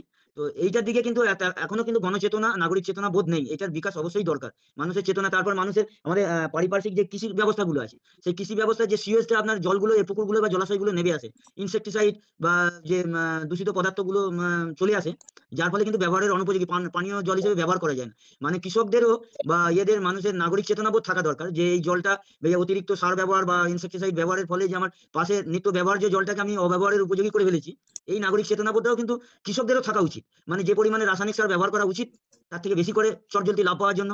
তারপরে আপনার ইনসেক্টিসাইড যে পরিমাণে ব্যবহার করা দরকার তার মানে সেই চেতনা বোধ নেই, চটজলদি লাভ পাওয়ার জন্য করে, যার ফলে মানুষের মানে আর্থিক তাৎক্ষণিক লাভটা দেখে, যে বংশ পরম্পরায় যে একটা জেনারেশন টু জেনারেশনের আমরা চেন ওয়াইজ ক্ষতি করে যাচ্ছি, এই বোধটা কিন্তু এখনো মানুষের মধ্যে নেই। গ্রামগঞ্জের দিকে এগুলো হওয়া দরকার, শুধু গ্রামগঞ্জ নয়, আমি টাউন এলাকাতেও দেখি মানুষের সেই ধরনের নাগরিক চেতনা বোধের অভাব আছে, এগুলো অবশ্যই দরকার, এইটুকুই আমার বলার ছিল। অনেক ধন্যবাদ রতনবাবু। উনি আমাদের নিয়মিত শ্রোতা এবং ওনার অভিজ্ঞতা এবং ওনার যে উপলব্ধি সেটা উনি আমাদের সাথে শেয়ার করলেন। অনেক ধন্যবাদ। তো আমার মনে ম্যাডাম হচ্ছিল বলুন। কি, আমার হচ্ছিল যে যদি যারা কথা বলবেন, খুব মূল্যবান তো এই কথাগুলো, ফলে যারা কথা বলবেন তারা যদি একটা নির্দিষ্ট সমাধানের কথা বলেন তাহলে বোধহয় বেশি জন বলতে পারেন আর আলোচনাটা একটু পরিষ্কার হয়ে ওঠে, তাই না? একদমই তাই, একদমই তাই। আমাদের যে আজকের যে বিষয়বস্তু সেই সমস্যা সংক্রান্ত এবং যেখান কি কি থেকে চাইছেন বললেন, সেটা সংক্রান্ত ১ মিনিটের মধ্যে বললেই ভালো হয়। থ্যাংক ইউ দিদি। দিদির ম্যাডাম বলতে বারণ করছেন বলে আমি দিদি বলে চলে যাচ্ছি। তো দিদি যেটা বললেন বারবার জল বিক্রির কথা, বাণিজ্যকরণের কথা, এটা কিন্তু আমরা সত্যিই তাই। যুগের তালে তাল মেলাতে, মেলাতে নিজেরাও হয়তো ভুলে যাচ্ছি। কোনোদিন আমরা সত্যিই প্রকৃতির জল আমরা নিজে হাতে আছলা করে খেতাম। এবং আমি আমার অভিজ্ঞতা থেকে বলতে পারি, আমরা ছোটবেলায় যখন গ্রামের বাড়িতে ফুটবল খেলতে যেতাম, ক্রিকেট খেলতে যেতাম, তখন তো আর বোতলে করে জল নিয়ে যাওয়ার সিস্টেম ছিল না। আমাদের খেলার পর বা খেলার মাঝখানে যখন জলের প্রয়োজন পড়তো, পাশের পুকুর থেকে উপরিতলটা একটু হাতে করে সরিয়ে দিতাম। তাতে দিয়ে তারপর কিন্তু আঁচলা করে মুঠো ভরে জল কিন্তু খেয়েছি। তার স্বাদ কিন্তু এখনো মুখে লেগে আছে। আস্তে, আস্তে হয়তো আমাদের অনেকটা ব্রেন ওয়াশ হয়েছে কোনোভাবে কমার্শিয়ালাইজেশন এর ফলে। এবং আমার দিদির কথা শুনে এটাই আমি নিজেকে রিলেট করতে পারছি যে আবার নিজেরা কোনোভাবে ইচ্ছাকৃত বা অনিচ্ছাকৃত দুটো উপায়ই পলিউশনের মাধ্যমে আমরা এটা ব্যবহারযোগ্য, ব্যবহারহীন করে ফেলছি যেটা ব্যবহারযোগ্য ছিল। এটাও কিন্তু একটা ভীষণ গুরুত্বপূর্ণ কথা আজকে আমরা দিদির কাছ থেকে শুনতে পেলাম। যদিও অনেক বিতর্ক এসেই যায় এসবের মাধ্যমে, কিন্তু বাস্তবকে তো অস্বীকার করা যায় না। তো আমরা আসুন চেষ্টা করি সকলে মিলে আবার আগের দিনগুলোতে ফিরে যেতে, যেখানে আমাদের প্রয়োজন মতো প্রাকৃতিক যে সম্পদ সেটা যাতে আমরা নিজেরা বিনা পয়সাতেই নিজের অধিকারে সেটা আমরা লাভ করতে পারি। যার জন্য গ্রামে-গঞ্জে কেন শহরাঞ্চলেও যেন সেটা পাওয়া যায়, এই প্রার্থনা থাকবে। আচ্ছা, আর যদি কারোর কোনো প্রশ্ন থাকে কাইন্ডলি একটু হ্যান্ড রেইজ করুন। আর দিদি যেটা বললেন সমস্যার সমাধানমূলক যদি কোনো কথা হয় সেটা সংক্ষিপ্ত করে একটু বলার চেষ্টা করবেন। ধীমান ভট্টাচার্য বাবু উনি হ্যান্ড রেইজ করেছেন। প্লিজ স্যার বলুন। এতক্ষণ শুনছিলাম, খুব ভালো লাগলো, খুব গুরুত্বপূর্ণ আলোচনা হচ্ছে। তো আমার যেটা মনে হচ্ছে, আমাদের মফস্বল অঞ্চল বা গ্রামের দিকে এখন সজল ধারা প্রকল্প চালু হয়েছে। তো এই সজল ধারা প্রকল্পে যে জল আমরা পাই, যতটা না ব্যবহার হয় তার চেয়ে অতিরিক্ত জল কিন্তু অপচয় হয়। এই সজল ধারা প্রকল্পের পরিবর্তে আগে যে পদ্ধতিটা ছিল গ্রামে গ্রামে টিউবওয়েল, এতে মানুষ তার প্রয়োজন অনুপাতে জল তুলে নিত এবং তাতে জলের অপচয়টা অনেক কম হতো। তো এই টিউবওয়েলকে যদি আবার ফিরিয়ে আনা যায় গ্রাম পঞ্চায়েতের উদ্যোগে বা বিভিন্ন মিউনিসিপ্যালিটির উদ্যোগে, যদি এই সজল ধারার জল না করে যেগুলো সবার জন্য ব্যবহার, সেখানে যদি টিউবওয়েলের ব্যবস্থা করা হয় এবং যদি তার মানে সঠিকভাবে মেনটেন্যান্সের ব্যবস্থা থাকে, তাহলে মনে হয় যেন জলের অপচয় আগের থেকে অনেক, বর্তমানের থেকে অনেক কমবে। মানে টিউবওয়েলের তার প্রয়োজন অনুপাতেই জল সে নেবে এবং অতিরিক্ত জলকে সে নষ্ট করবে না। তো এটাকে যদি আবার ফিরিয়ে আনা যায়, মনে হয় যেন কিছুটা ভালো পদ্ধতি হতে পারে এবং বিশুদ্ধ জলই সেখানে পাওয়া যাওয়ার সম্ভাবনা থাকবে। টিউবওয়েলে না বিশুদ্ধ জল পাওয়াটা ক্রমশই বিরল হয়ে উঠছিল, কেননা টিউবওয়েল থেকেও অতিরিক্ত জল তোলা হতো। টিউবওয়েলের থেকে কেবল তো খাবার জল তোলা হয় না, টিউবওয়েলগুলো প্রথমে তৈরি হয়েছিল খাবার জল তোলা হবে বলে, কিন্তু শেষে দেখা গিয়েছে যে টিউবওয়েলে স্নান, কাপড় কাচা, গরু মোষ পরিষ্কার করা এবং তারপরেও রাস্তা দিয়ে জল বয়ে চলে যাচ্ছে, এটা হতে থাকে। একটা বড় সমস্যা হয়েছে টিউবওয়েলের আর্সেনিক দূষণের কারণে, বহু জায়গায় টিউবওয়েলগুলো ছেড়ে দিতে হয়েছে। তার চেয়েও বড় কথা হচ্ছে টিউবওয়েল যে জলটা তোলে সেটা মাটির তলার জমা জল। আমরা প্রতিদিন যে মানে প্রতি বছর বা সাধারণভাবে আমরা যে জল সারফেসের ওপরে, ভূস্তরের ওপরে যে জল পাই, সেই জলটা ব্যবহার করা, যে জল আমার হাতের কাছে আছে সেই জল ব্যবহার করা। আমরা যবে থেকে পুকুর ব্যবহার ছেড়ে দিয়েছি আর টিউবওয়েলের ওপরে নির্ভরশীল হয়ে গিয়েছি, তবে থেকে কিন্তু আমাদের পুকুরগুলো নষ্ট হয়েছে। যারা পশ্চিমবাংলায় বিভিন্ন অঞ্চলে থাকেন তারা জানেন আমাদের পুকুরগুলো প্রত্যেক অঞ্চলে আলাদা আলাদা ধরনের পুকুর হতো। যেমন সুন্দরবনের দিকে যেখানে মাটি সমুদ্রের দিকে ঢালু, সেখানে পুকুরের পাড়গুলো চারিদিক খোলা হয় না, মানে হতো না। যেদিকটা ঢালু সেই দিকটা খোলা থাকতো আর যেদিকটা থেকে জল গড়িয়ে আসে সেই দিকে কিছুটা উঁচু থাকতো, যাতে ময়লা জল গড়িয়ে না আসতে পারে। আবার পুরুলিয়া, বাঁকুড়া, পশ্চিম মেদিনীপুর, পশ্চিম বর্ধমান, যেসব জায়গায় বেশ ঢালু জমি, মানে মালভূমি থেকে নেমে এসেছে যে জায়গার জমি এবং কাঁকুড়ে জমি, আমাদের এই অঞ্চলে আবার ঠিক উল্টো।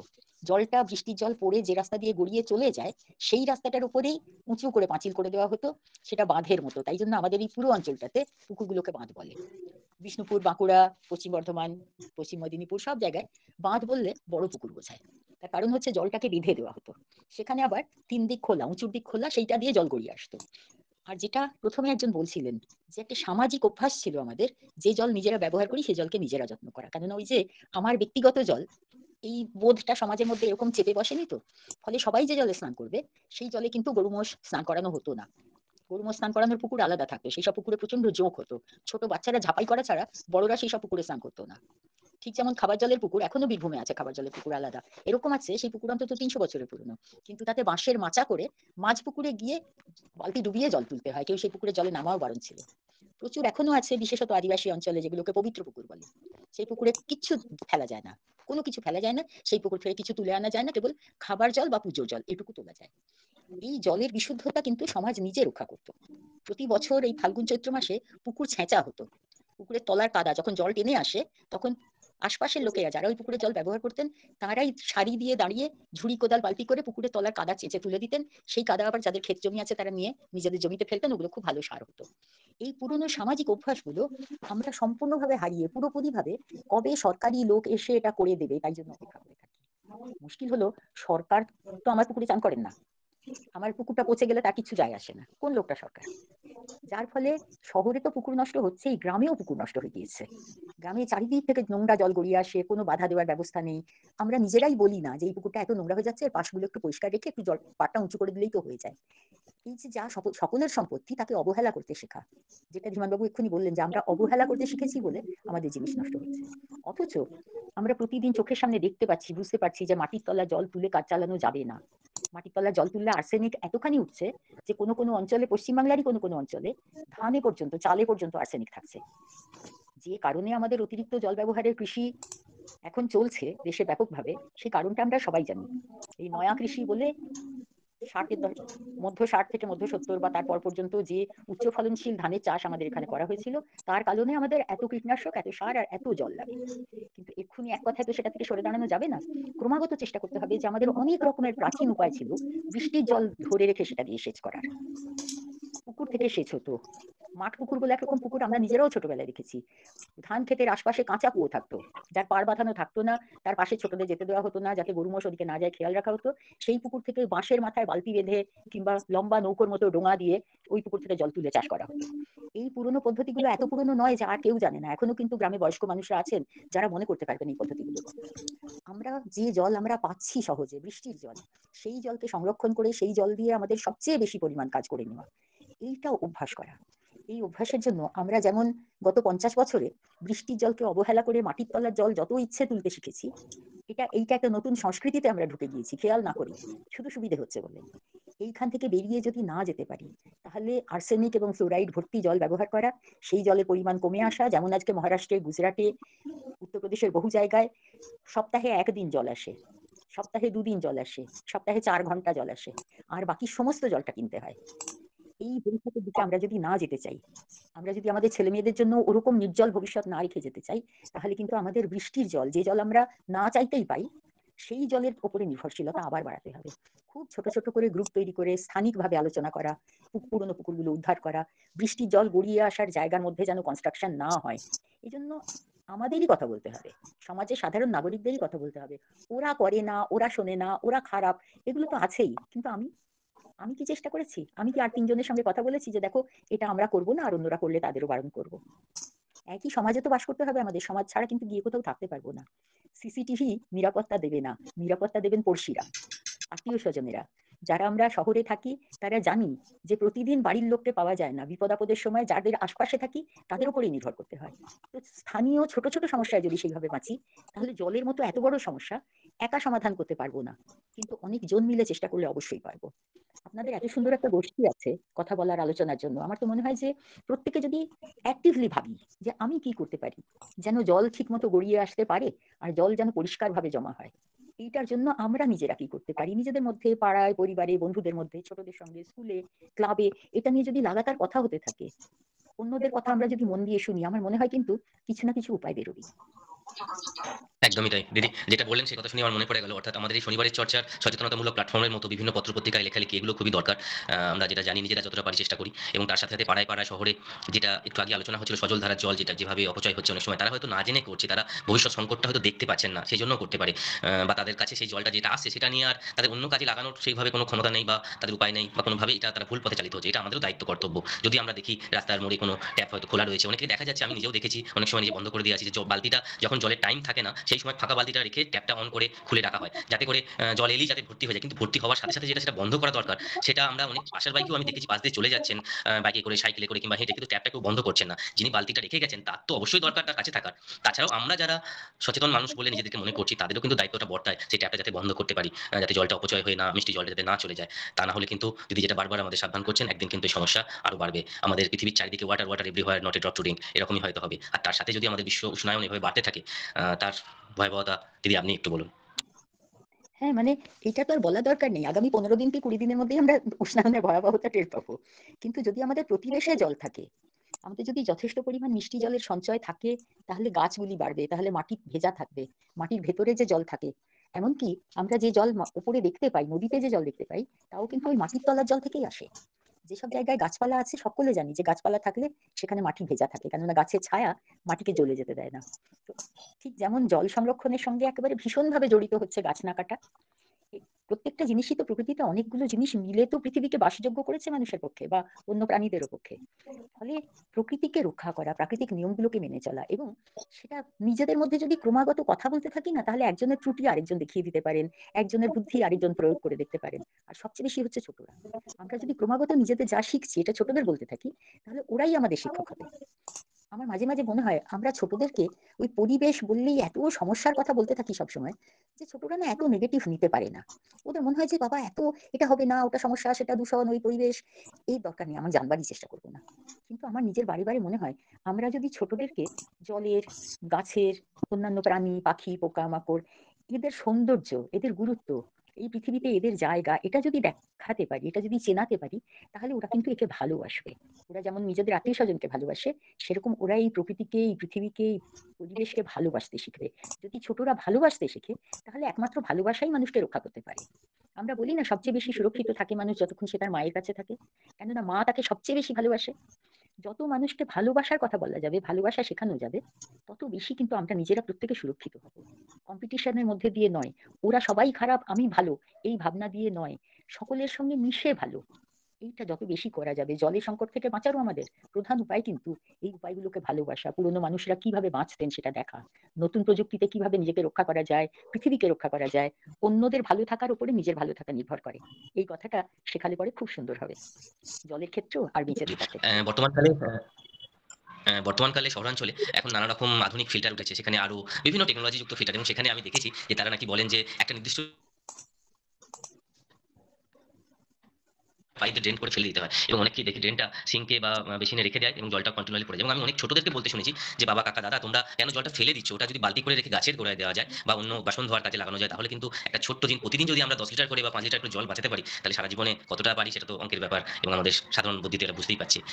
অর্থাৎ আধুনিকতা যেন আমাদেরকে প্রাকৃতিক সম্পদকে অপচয় না করতে শেখায়, এটা কিন্তু খুবই জরুরি, এবং সেটা ছোটদের মধ্যে থেকেই যদি উঠে আসে, সেটা তার থেকে ভালো ব্যাপার তো আর কিছু হয় না। দিদি, এই ক্ষেত্রে একটা প্রশ্ন আমার কাছে ছিল, যে এই যে আমরা প্রখর গ্রীষ্মে গত বছরই দেখেছি যে ভারতবর্ষের বিভিন্ন জায়গায় সম্ভবত ট্রেনে করেও জল পাঠাতে হয়েছে, খাবার জল, মানে এতটাই জলের ক্রাইসিস হয়েছে।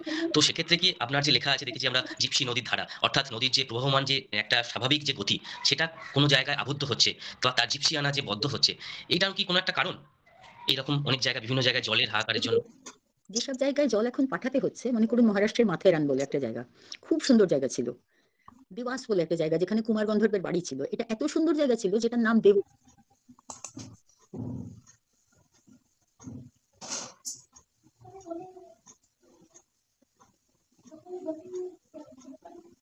কিছু সমস্যা হয়েছে মনে হয়। আচ্ছা, আমার কাছে মাঝে মধ্যে আমি শুনতে পাচ্ছি না, সেটা কি সবার জন্যই? হ্যাঁ, হ্যালো, শোনা যাচ্ছে? হ্যাঁ দিদি, বলুন বলুন। এই জায়গাগুলো কিন্তু, এরা এখানে কোনো বড় নদী নেই, যে জায়গাগুলো বললাম এগুলো দুটোই কিছুটা উঁচু পাহাড়ি জায়গা, কিন্তু এখানে এত জঙ্গল কেটে ফেলা হয়েছে যে মাথেরানে কিন্তু আজকে প্রায় 20 বছর হয়ে গিয়েছে মাথেরানে যাওয়ার টিকিট দেওয়া হয় না গরমকালে। অথচ মাথেরানে একটা ভীষণ ভালো টুরিস্ট স্পট ছিল, এখানে খুব বড় বড় জলাশয় ছিল, প্রচুর ঝর্ণা আর ঘন জঙ্গল, ঠান্ডা সুন্দর পাহাড়ি জায়গা ছিল। এত জঙ্গল কেটে ফেলা হয়েছে, আর এত বাড়ি, এত হোটেল, এত রাস্তা তৈরি হয়েছে যে এইখানে বৃষ্টি পড়ে কিন্তু জল দাঁড়ায় না। আজকে ধরুন আমরা মাথেরান দেওয়াসের কথায় কেন যাচ্ছি, যে ওখানে মালগাড়ি করে জল নিয়ে যেতে হয়, এটা তো সম্ভব না যে কত মালগাড়ি জল নিয়ে যাবে, মানুষের যতখানি জল লাগে সবটা কি পাওয়া যাবে ওরকম করে? কিন্তু আমরা দেখছি কি, যে চেন্নাইয়ের মতো শহর, যেখানে এত পুকুর ছিল, মানে চেন্নাই তো মন্দিরের শহর, প্রতিটা মন্দিরে দুটো তিনটে বড় বড় পুকুর থাকতো, থাকার নিয়ম ছিল, সেই পুকুরগুলো বন্ধ হয়ে গিয়েছে, সেখানে বাড়ি তৈরি হয়ে গিয়েছে, নতুন রাস্তা হয়েছে, ফলে 3 দিন বৃষ্টি হলে চেন্নাই জলে ডুবে যাচ্ছে। যে যতগুলো জায়গা, কলকাতার যতগুলো পাড়ায় একসময় বড় বড় পুকুর ছিল, সেখানে কখনো জলডুবি হতো না। আমি যে শহরে থাকি আসানসোল, এটা একটা উঁচু নিচু শহর। এখানে অনেকগুলো নদী আছে, বড় নদী পশ্চিম দিকে দামোদর, পূব দিকে অজয় তো আছেই, তাছাড়াও অনেকগুলো ছোট ছোট নদী আছে। কিন্তু তা সত্ত্বেও এই শহরে, যেখানে ইতিহাসে কখনো বন্যার কথা লেখা নেই বা কেউ জানে না, সেখানেও আজকে 3-4 বছর ধরে কিন্তু একদিন বৃষ্টি হলে জল দাঁড়িয়ে যায়। এই সব জায়গাগুলো জল শূন্য হওয়ার সবচেয়ে বড় কারণ হচ্ছে বৃষ্টির জল গড়িয়ে যাওয়ার রাস্তা বন্ধ হয়ে গিয়েছে। আমরা আরো বাড়ি বানাবো, আরো উঁচু তলায় থাকবো, আরো বড় পাকা বাড়ি করবো, এই নেশায় পড়ে আমরা আর ভালো মন্দ প্রাকৃতিক নিয়মগুলো ভাবছি না। কেবলই ভাবছি আমার কিসে সুবিধে হবে। কিছু লোক ভাবছেন যে আমরা আরো বড় বড় ফ্ল্যাট বাড়ি বানাবো, তাতে আমাদের প্রচুর ধন লাভ। কিন্তু এতে যে পুরো শহরটা ধ্বংস হচ্ছে।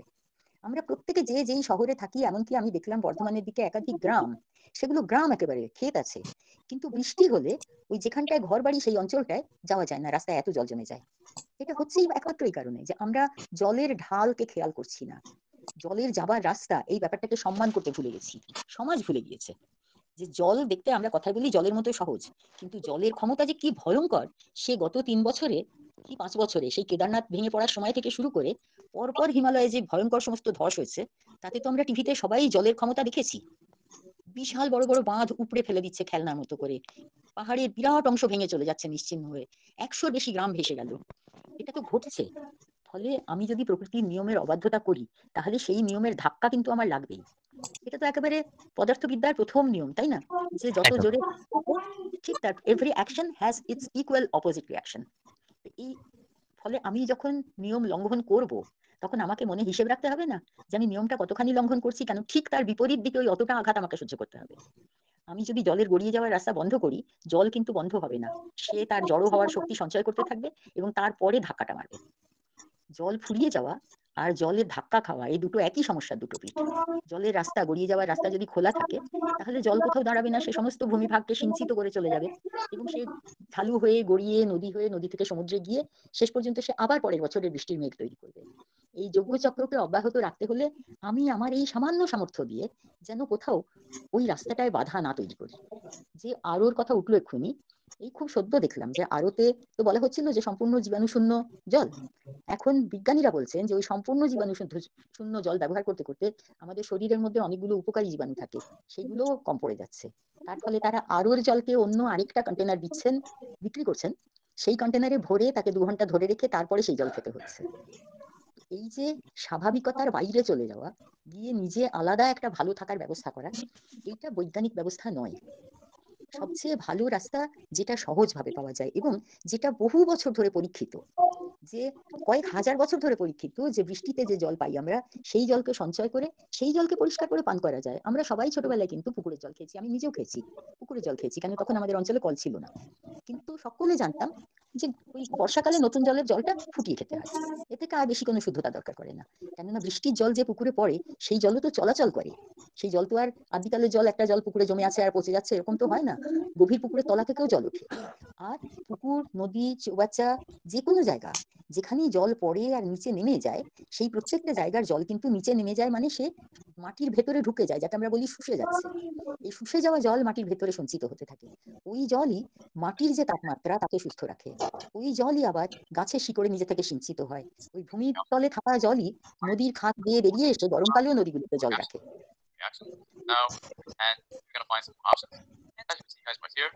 হ্যালো। সত্যজিৎ একটু দেখো মাইক্রোফোনটা অন হয়ে গেছে মনে হয় দীপক বাবু। মাইক্রোফোন অন করে দাও। আচ্ছা দিদি যেটা বলছিলেন সেটা আমাদের অবশ্যই মর্মস্পর্শী ব্যাপার। আমরা জলের ধারাকে আটকে দিয়ে আমরা কিন্তু নিজস্ব বাড়ি ঘর কনস্ট্রাকশন তৈরি করছি, যেটা আমাদের রাস্তায় আমার সামনে কেউ এলে আমরা কি করি, বাইকের হর্ন দিই, 4 চাকার হর্ন দিই, তাকে সরে যেতে বলি। জল তো ওইভাবে বর্ষাকাল বা বন্যার সময় সেটা বলতে পারে না যে আমার রাস্তা থেকে তুমি সরে যাও, তুমি আমার রাস্তা বাধা দিয়েছো। তখনই কিন্তু এই প্রবলতা বোঝা যায়, সুনামির মতো আছড়ে পড়ে আমাদের বাড়িঘর ধ্বংস করে, তার ভয়াবহতা আমরা দেখতে পাই, তখন আমরা ভাবি যে কি অবস্থা। কিন্তু সেই দোষটা তো আমরাই করছি। আমাদের আজকের টপিক কিন্তু ওটাই ছিল, জল সংরক্ষণ কি করে করব, এবং তার সাথে সাথে আমাদের ভূমিকা। প্রথম থেকে তো আর এরকম ড্রেন বন্ধ হয়ে যাওয়া প্লাস্টিকে, বা নদী খাত বন্ধ হয়ে যাওয়া, বুজে যাওয়া, পুকুর বুজে যাওয়া, এগুলো তো ছিল না।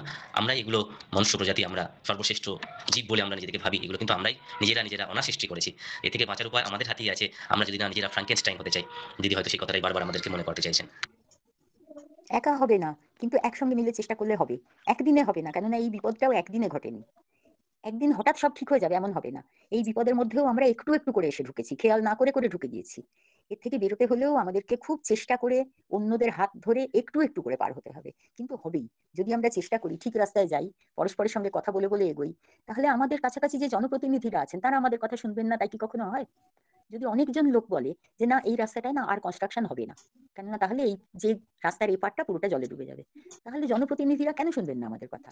আজকে পৃথিবীতে সব থেকে বড় রাজনৈতিক প্রশ্ন হচ্ছে পরিবেশ। Environment is the first politics, কেননা সমস্ত পৃথিবী বিপন্ন।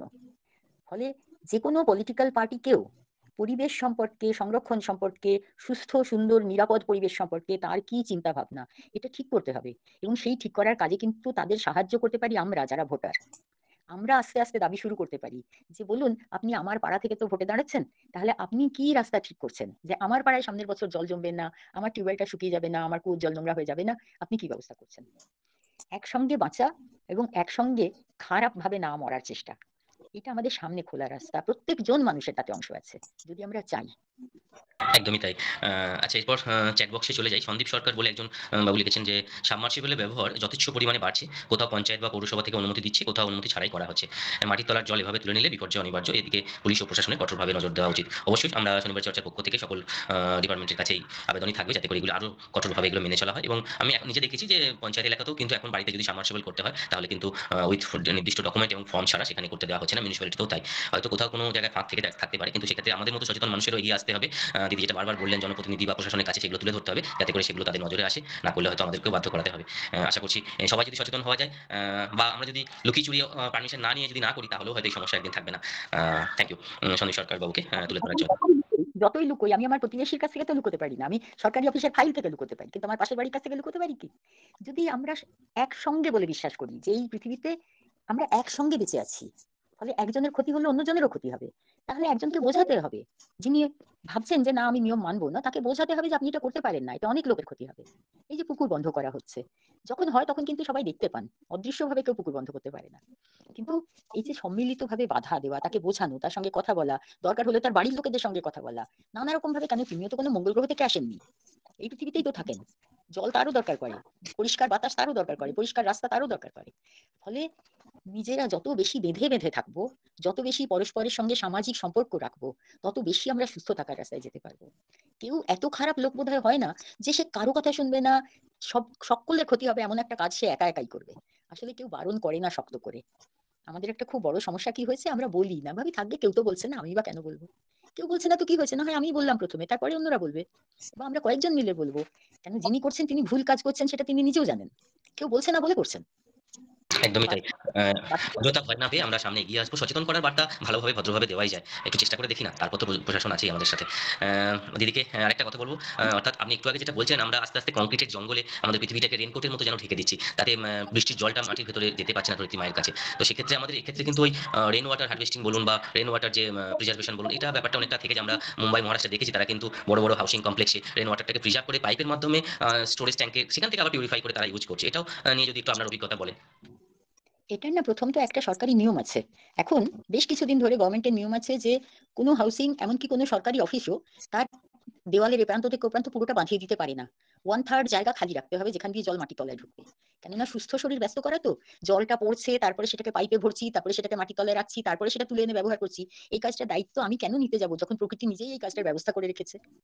আমি যদি মাটি খোলা রাখি, আমি যদি কাঁচা মাটিতে পা দিতে ঘেন্না না পাই, আমি যদি বিশ্বাস করি যে ছেলেপুলের পায়ে একটুখানি মাটি লাগলে তারা ভয়ঙ্কর বীজাণুর আক্রমণে ধ্বংস হয়ে যাবে না, মাঠ থাকবে, নদীর তীর খোলা থাকবে, পুকুর পাড়ে ঘাস থাকবে, এবং বাড়ির ভেতরেও কিছুটা কিছুটা জায়গা খোলা থাকবে যেখান দিয়ে বৃষ্টির জল মাটির তলায় ঢুকে যেতে পারে, তাহলে কিন্তু আমাদের জল জমার সমস্যা অনেক কমে যাবে।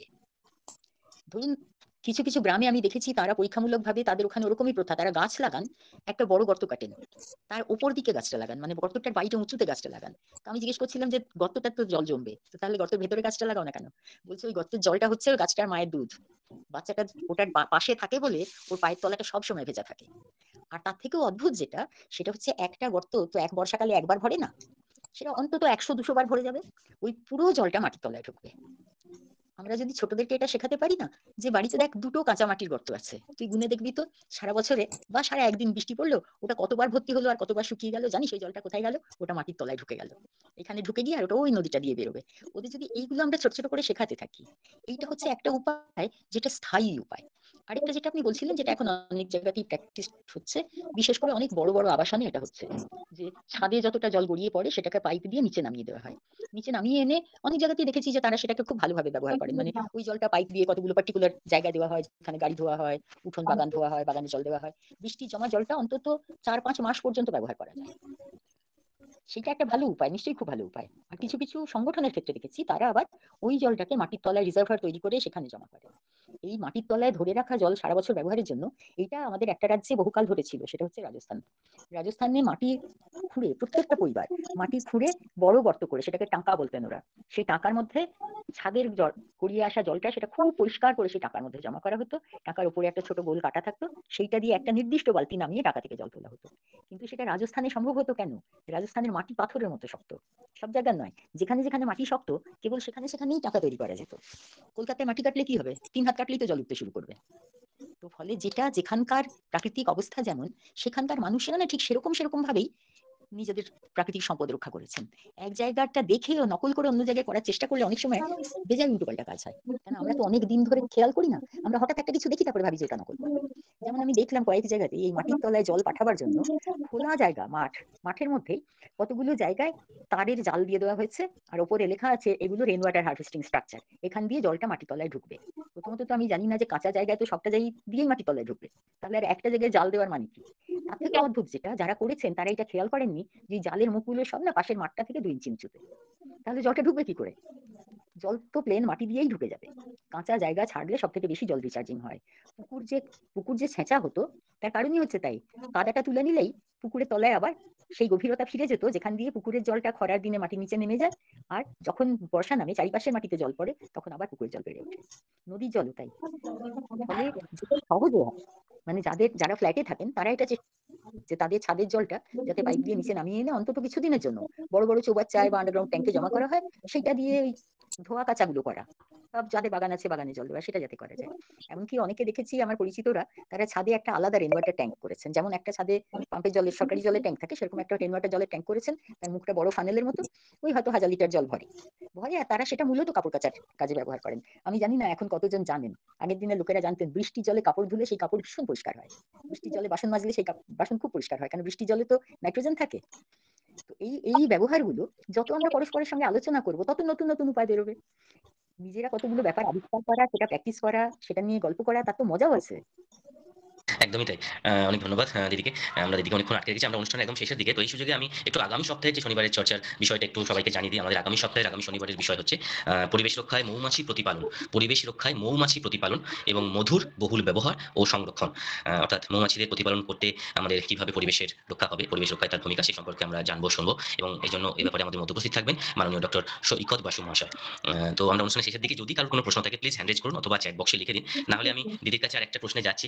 দিদি, তো আমরা জানি যে একজন পরিবেশ কর্মী হিসেবে সমগ্র ভারতবর্ষ জুড়ে বিভিন্ন নদ-নদী, জলাশয় সংরক্ষণ, বন সম্পদ সংরক্ষণ নিয়ে কাজ করেছেন এবং আন্তরিকভাবে যুক্ত থেকেছেন।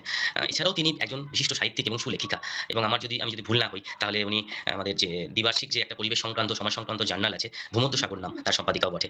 তো এক্ষেত্রে আপনি এই যে পরিবর্তনশীল যে সমাজ পরিবেশ আপনি দেখছেন এতদিন ধরে আপনার জীবনে, তার লেখনীর মধ্যে এই যে জার্নাল বা বিভিন্ন পত্র-পত্রিকায় লেখনীর মাধ্যমেও কি পরিবর্তন এসেছে? একটা আমাদের করুণ কাতর আরতি, চাতক পাখির মতো আরতি কি এই জল সংরক্ষণ নিয়ে আপনি পাচ্ছেন? যে মানুষের সচেতনতা বৃদ্ধি হচ্ছে বা সাবধানবাণী বারবার ফিরে আসছে লেখনীর মাধ্যমে, যদি একটু বলেন।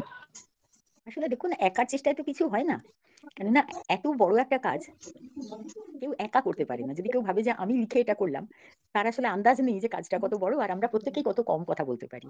এটা নিশ্চয়ই সত্যি যে যারা পরিচিত বা অনেকদিন ধরে লিখছি, তো 30-35 বছর হয়ে গিয়েছে, প্রায় জল জল করে লোকের মাথা খারাপ করে দিচ্ছি। তো এটা খুব ভালো যে মানে যখন হঠাৎ কেউ বলেন যে জানো অমুক জায়গায় একটা খুব বড় নদী দেখে তোমার কথা মনে হলো, বা অমুক জায়গায় একটা নদীর উপরে আবার বাঁধ হচ্ছে দেখে না খুব তোমার কথা মনে হলো, তখন খুব আনন্দ হয়, এটা সত্যি। কিন্তু আবার এটাও সত্যি কথা, আমার লেখার ফলে সেগুলো কিছু হয়নি, এগুলো অনেকে কথা বলছেন। খুব স্বাভাবিক তো, যখন একটা সংকট তৈরি হয় তখন অনেক মানুষ ভাবে, তো এমনকি যারা লেখেনও না, যারা বাইরে কথাও বলেন না, যাদের শুধু সংসার চালাতে হয়, সেই মহিলারা যে কত কিছু ভাবেন যে কোনো সংকট সম্পর্কে। তার মধ্যে জল সংকট, ঠিক যেরকম তারা খাওয়া দাওয়ার বিষয়ে, মূল্যবৃদ্ধির বিষয়ে নানা রকমের সমস্যার সমাধান করেন নিজেরা নিজেদের বুদ্ধি দিয়ে, জলের ব্যাপারেও তাই। খালি আমাদের এখন আধুনিকতার নামে কতগুলো বিশ্রী জিনিস শেখানো হয়েছে, সেটা হচ্ছে পরিশ্রম কম করো আর জিনিস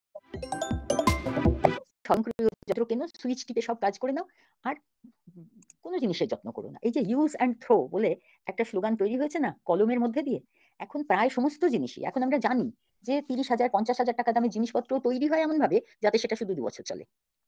আগে যেই সমাজে আমরা একটা শাড়িও পুরনো হয়ে গেলে ফেলে দিতাম না, তাকে আরো কত রকম করে ব্যবহার করতাম, ফলে আমাদের প্রয়োজন কম হতো আর জিনিস আবর্জনা কম হতো। এরকম কোনো পরিবার ছিল না যার আবর্জনা ফেলার জায়গা নেই বলে একটা আস্ত ঘর তাকে শুধু আবর্জনা ফেলার জন্য রাখতে হচ্ছে। অথচ আজকে জিনিস কিনতে কিনতে দরকার নেই সেই জিনিসও কিনতে কিনতে এমন অবস্থা হয়ে দাঁড়িয়েছে যে আমরা মানুষের জমা করা আবর্জনা রকেটে করে মহাকাশে ফেলা হচ্ছে। এটা ভাবলে কিরকম লাগে না যে এইটা প্রকৃতির উপর আমরা কত বড় অন্যায় করছি। এই প্রকৃতির নিয়ম যারা আমরা কিচ্ছু বুঝতে পারি না, সেইখানে আমি আমার আবর্জনা ফেলছি প্রকৃতির মহাকাশের মধ্যে। ঠিক যেমন আমার বাড়ির আবর্জনা, আমার পাশের বাড়ির আবর্জনা, তার আবর্জনা ফেলতে ফেলতে প্রতিটা পাড়ায় জঞ্জালের পাহাড় তৈরি হয়ে যায়। সেইগুলো তুলে নিয়ে গিয়ে ট্রাকে করে ফেলা হয় শহরের বাইরে কোনো একটা নিচু জায়গায় জমি ভরাট করার জন্য। আমরা ভুলে যাই ওই নিচু জায়গাগুলো আসলে জল বয়ে যাওয়ার জায়গা। ফলে ওই জায়গাগুলো যখন আবর্জনা দিয়ে ভরাট করি, তখন ওই আবর্জনা ধোয়া জলটাকে কিন্তু আমি আমার শহরের ভেতরে ডেকে আনছি। কেন, জল তো বয়ে যেতে পারবে না, ওই আবর্জনা স্তূপে আটকানো জল আমার শহরের ভেতরে ঢুকে আসবে, আমার বাড়ির ভেতরে ঢুকে আসবে, আমার সেপ্টিক ট্যাঙ্কের ভেতরে ঢুকে যাবে। এইটা কিন্তু আমার কাজেরই ফল হিসেবে হবে। কিন্তু সেইটা আমি ভাবছি না যখন আমি এই কাজটা করছি ভাবনাবিহীন ভাবে। এই যে আপনারা বললেন না যে মৌমাছি সম্পর্কে কথা হবে পরের সপ্তাহে, আমার খুব আগ্রহ থাকলো, আমি শোনারও চেষ্টা করবো। কেননা জলের সঙ্গে, আবর্জনার সঙ্গে, মৌমাছির সঙ্গে, জিনিস কেনা না কেনার সঙ্গে সমস্তটার সঙ্গে জড়ানো আছে মানুষের প্রকৃতি, মানুষের স্বভাব, আর যেই পৃথিবীর মধ্যে সে বাস করে তার ভালো মন্দ। ফলে কোনো জিনিস একা নয়, যেমন একার চেষ্টায় আমরা কিছু করতে পারি না, তেমনি কোনো একটা জিনিসকে ধরে কিছু করা যায় না। আমাকে নিজেকে ওপেন রাখতে হবে যে আমি অন্যদের কথাও মন দিয়ে শুনবো, আমি অন্য সমস্যাগুলোকেও বোঝার চেষ্টা করব, আর কেবলমাত্র আমার খুশি তাই আমি করব, এরকম ভাবে বাঁচার নিয়ম নয় সমাজে। অন্যদের সঙ্গে মিলেমিশে বাঁচতে হয়, এটাই বেঁচে থাকার নিয়ম। প্রকৃতির সমস্ত জিনিস সকলের জন্য আসে, একজন অপচয় করলেও সেটা সকলের জন্য ক্ষতিকর হয়। জল একদম। সম্পর্কে এই কথাটা সত্যি নয়, সবকিছু সম্পর্কেই সত্যি, কিন্তু জল সম্পর্কে বড্ড সত্যি। আমার কাগজটার নাম আপনি বললেন বলে আমার খুব ভালো লাগলো। এই ভ্রমণের কাগজটা আমরা খুব যত্ন করে করি, আর এতে নানা রকম বিষয় ছাপা হয়। আমি যেমন বললাম যে প্রতিটা জিনিসই একে অন্যের সঙ্গে যুক্ত, এরকম নানা ধরনের ভাবনা চিন্তা, খুব ভারী প্রবন্ধ কম ছাপা হয়, বরং সাধারণভাবে যারা ভাবেন, অন্যান্য বিষয় নিয়ে ভাবেন, তাদের লেখা ছাপা হয়, পাঠকদের লেখা ছাপা হয়, যারা অনেকদিন ধরে পড়ছেন, পড়তে পড়তে কিছু ভাবছেন নিজের জীবনের কথা, এই ধরনের জিনিসপত্র ছাপা হয়। আপনাদের মধ্যে কেউ কেউ সেটা পড়লে আমার খুব ভালোই লাগবে। অনেক নমস্কার, অনেক ধন্যবাদ আপনাদের, অনেকক্ষণ সময় নিলাম।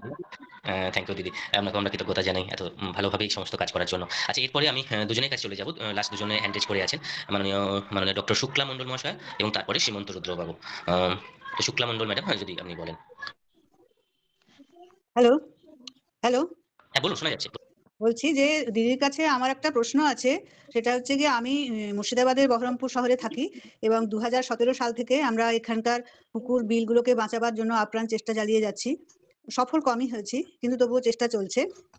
তো এই মুর্শিদাবাদ জেলাটা হচ্ছে নবীন পলিমাটি দিয়ে তৈরি। তো এখানে একটা জিনিস দেখা যাচ্ছে যে অনেক পুকুর রয়েছে, বেশ গভীর পুকুর, কিন্তু পুকুরে জল থাকে না। তো এইটার ব্যাপারে লোকেরা বলতে থাকে যে পুকুরটায় যখন জলই থাকে না, তাহলে আর ওটাকে রেখে লাভ কি, ওটা ভরাট করে ওখানে বিল্ডিং করে দেওয়াটাই ভালো। তো তা সত্ত্বেও আমরা ওদের বোঝাতে চাই যে আপাত দৃষ্টিতে জল থাকছে না, কিন্তু সাময়িকভাবে যে জলটা জমা হচ্ছে, একটু আগে দিদি যেটা বলেছেন, সাময়িকভাবে যে জলটা জমা হচ্ছে সেটা তো কিছু পরে থাকছে না, তার মানে সেটা তো মাটিতেই যাচ্ছে। তার মানে ওটা জলের গ্লাসের মতো প্রায় ব্যবহার করছে, মানে বা কলসির মুখের মতো। তো এই বিষয়টা, এই জল না থাকার ব্যাপারটা কিভাবে দূর করা যায়, মানে জল থাকবে এই এই অবস্থাটা, এটা তো সব মানুষকে বোঝানো যাবে না। তো সেই জন্য মানে মানুষের চোখের সামনে একটা পুকুর আছে, তাতে জল আছে, এই পরিস্থিতিটা ওই পুকুরগুলোর থেকে, ওই রুগ্ন পুকুরগুলোর থেকে কি আসা সম্ভব? আসলে এই পুকুর আছে কিন্তু তাতে জল থাকে না, এই হ্যাঁ, সমস্যাটা একটু ব্যতিক্রমী সমস্যা সম্ভবত। যদি ওখানে জল না থাকতো কখনো, তাহলে নিশ্চয়ই ওই পুকুরটা কাটা হতো না। কথাই তার হতো মানে না। একসময় নিশ্চয়ই ওটায় জল থাকতো। এখন হ্যাঁ, খোঁজ নিয়ে দেখা যেতে পারে যে আশপাশে কি প্রচুর পাম্প চলে অথবা টিউবওয়েল চলে, যাতে মাটির হ্যাঁ, তলা থেকে অনেক জল তুলে নেওয়া হয়। সেরকম হলেই একমাত্র পুকুরে জল থাকে না এটা হতে পারে। আর একটা হতে পারে যে যদি পুকুরটা খুব অগভীর হয়ে গিয়ে থাকে, অনেকদিন পাঁক পরিষ্কার করা হয়নি, আশপাশে প্রচুর বাড়ি উঠে গিয়েছে, ফলে পুকুরে মাটির তলা থেকে জল ওঠার যে রাস্তাগুলো সেগুলো বন্ধ হয়ে গিয়েছে। কেবল হুম, বৃষ্টির জল তো পুকুরে জমা হয় না, হুম, কেবল বৃষ্টির জল পুকুরের জল বাড়ে। কিন্তু গভীর পুকুরে সবসময় তলা থেকে জল ওঠার ব্যবস্থা থাকে। হ্যাঁ, সেইগুলো নষ্ট হয়ে গিয়ে থাকলে তবেই কেবল পুকুর নষ্ট, মানে জল কমে যাচ্ছে হয়। আর আপনি যেটা বললেন সেটা একদম ঠিক, যে জলটা শুকিয়ে যাচ্ছে মানে সেই জলটা তো কোথাও ডানা মেলে চলে যাচ্ছে না, সেটা মাটির তলায় ঢুকে যাচ্ছে। তলাতেই মানে ঠিকই যাচ্ছে। যেন পৃথিবী নিজের জলে বিলাস করে যাবে আর কি। জল ভরছে আবার সেই জলটা পান করে নিচ্ছে। এটা তো হ্যাঁ, আশপাশের মাটির তলার জলকে পুষ্ট করবে সেটা তো জানাই কথা, অবশ্যই সেটা বন্ধ না করাই ভালো। হ্যাঁ। আচ্ছা, অনেক ধন্যবাদ। এখানে আমি একটা দিদি আপনার অনুমতি নিয়ে একটা কথা আমি যোগ করতে পারি। আমি বর্ধমান অঞ্চলে থাকি, তো সেখানে দামোদরের পাশে যেরকম ছোট ছোট কিছু ডোবা জাতীয় পুকুর আছে, তো সেখানেও দেখা যায় যে বর্ষাকালে খুব কম সময় জল থাকে, তারপর জল থাকে না। এটা অনেক ক্ষেত্রে অনেকে কি করে সেটা যাতে বন্ধ বুঝে যায় সেই চেষ্টা করে অনেকে। আর একটা কারণ আছে, এটা ন্যাচারাল, যেটা আমার মনে হয়েছে দেখে পর্যবেক্ষণের মাধ্যমে, যে দামোদরের যে লেয়ার আছে, বালির লেয়ার, আমি যদি কাটতে কাটতে বা কোনো একটা লেয়ারের কে আমি টাচ করে ফেলি, তাহলে জল যেটা মানে বৃষ্টির জল যেটা জমছে সেটা কিন্তু অটোমেটিক লেয়ার দিয়ে কাছে কোনো নদী বা দামোদর জাতীয় কোনো জায়গা থেকে লেয়ারে চলে যায়। এটা আমার মনে হয়েছে বা অনেক কেউ বলতে শুনেছি, এটাও একটা কারণ হতে পারে। তো সেক্ষেত্রে আমরা অনেক জায়গায় করি কি, তলাটা কিছুটা দিয়ে একটা কভার করলাম, তাতে কিছুটা জল নিচে রইলো, তাহলে মানুষের যেটা বোঝানোর সুবিধা, জল কিছুটা রইলো আর উপরের কিছুটা অংশ, ধাপগুলো, পাটগুলো, সেগুলো জল কিন্তু মাটির লেয়ারের মধ্যে বা ধরিত্রীর মধ্যে দিয়ে আস্তে আস্তে। আমার মনে হয় আপনি ঠিকই বলছেন, যে নদী জলের লেয়ার যদি খুব নেমে যায়, দামোদর, আপনি যখন দামোদরের কাছে থাকেন জানেনই দামোদরের কি অবস্থা। দামোদরের তো নিজস্ব কোনো জলই নেই, মানে দামোদর যেখানে গঙ্গায় গিয়ে মেশে, সেখানে গঙ্গার মানে দামোদরের নিজস্ব কোনো জল নেই। দামোদরে এত বাঁধ, দামোদরের প্রধান উপনদীগুলোতেও এত বাঁধ, যে বৃষ্টির জল ছাড়া আর নিজস্ব কোনো জল দামোদরের বয়ে আসতে পারি না। সমস্ত জলই আটকে থাকে বাঁধের পেছনে। আর এখন তো সেই বাঁধের পেছনে মাটিও জমে জমে একটা ভয়ঙ্কর অবস্থা হয়েছে, যে কয়েকদিন বৃষ্টি হলেই দামোদরের বাঁধ খুলে দিতে হয়, এবং সেই বাঁধের জল বেরিয়ে আসে, সেটা হু হু করে বয়ে চলে যায়, সেই জল কোথাও দাঁড়াতে পারে না। এবারে মাটির তলার যে জলের লেয়ার, নদীর জলের লেয়ার যদি কিছুটা গভীর না হয়, তাহলে পুকুরের জল তো সেখান দিয়ে টেনে বেরিয়ে যাবে। আরেকটা কারণ এটা হতে পারে, সেটা হচ্ছে যে এইসব জায়গার নদী, এইসব জায়গার মাটি, সেগুলো তো খানিকটা বেলে কাঁকুড়ে মাটি, ল্যাটেরাইট ধরনের। তার ফলে সেখানে যদি পুকুরের তলায় বালি পড়ে যায় অনেক, সেখানেও কিন্তু জল থাকবে না। পুকুরের তলায় যদি ভূজলের সঙ্গে, ভূমিগত জলের সঙ্গে কোনো সম্পর্ক সেই পুকুরে না থাকে, তাহলে সেই পুকুরের জল খুব সাময়িক হবে। আপনি বলছেন ঢাকা কিছু একটা দিয়ে দেওয়া, এক্ষেত্রে কিছু কিছু ওই বিশেষ ধরনের প্লাস্টিক শিট ব্যবহার করা হয়েছে কোথাও কোথাও, কিন্তু সেগুলো সেগুলো খালি প্রযুক্তি ছাড়া এমনি বাস্তবে তাতে যে খুব একটা ভালো ফল হয়েছে এমন কোথাও দেখা যায়নি। আমরা তো বোধহয় সময়টা বেশ খানিকটা পার করে ফেলেছি, তাই না? আমারও এরপরে হ্যাঁ, অন্য কাজ আমরা আছে। অনেকটা সময় চলে এসেছি। কোনোভাবে হয়তো আমি নিজেরও ডিভাইসের প্রবলেম হতে পারে। আমার এরপরেই আরেকটা মিটিং তো আছে। যাই হোক, আমার খুবই ভালো